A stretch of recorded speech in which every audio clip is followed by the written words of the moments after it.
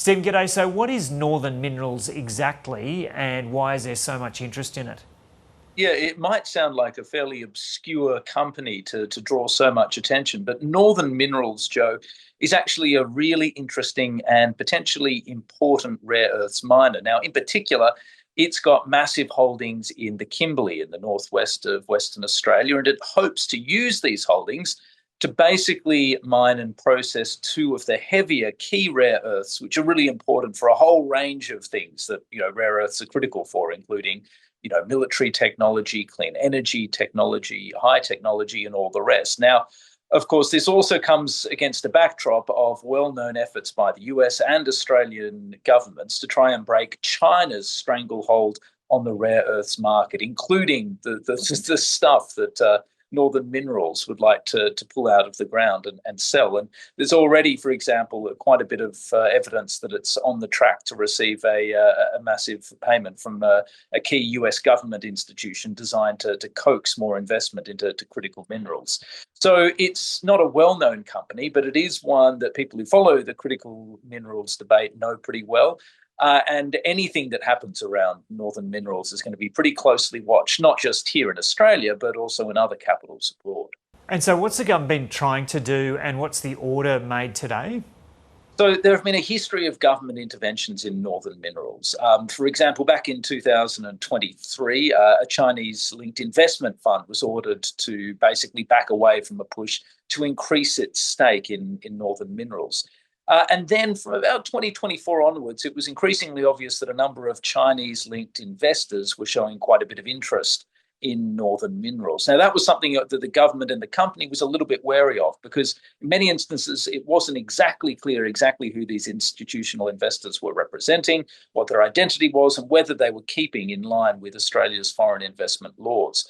So back in 2024, the government basically ordered five of these companies to divest from the company.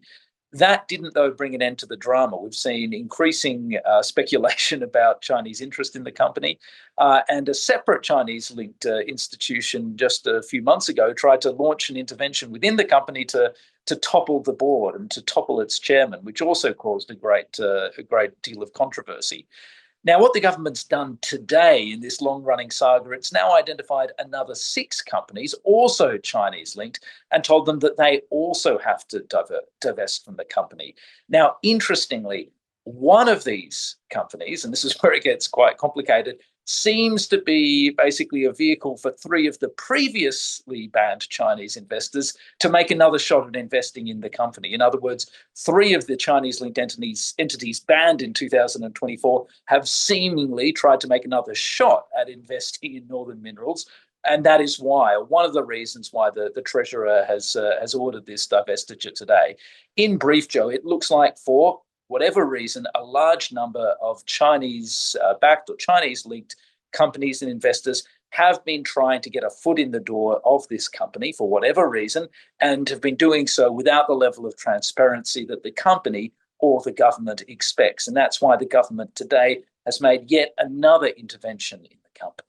And so, what does this saga tell us about the critical minerals industry right now?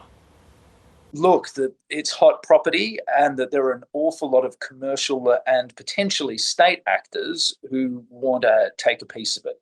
I think that's the main thing. Now, to be clear, we do not know for sure whether these Chinese linked investors, whether they have any links whatsoever to the Chinese government. But at the very minimum, clearly the company and the government is not convinced that they're being fully transparent. So you can only assume on the basis of that there is a level of anxiety, at least in Canberra, that there may be some attempts here to try and bring geopolitics into a commercial space and to influence in some way for strategic rather than commercial reasons the decisions the company's making.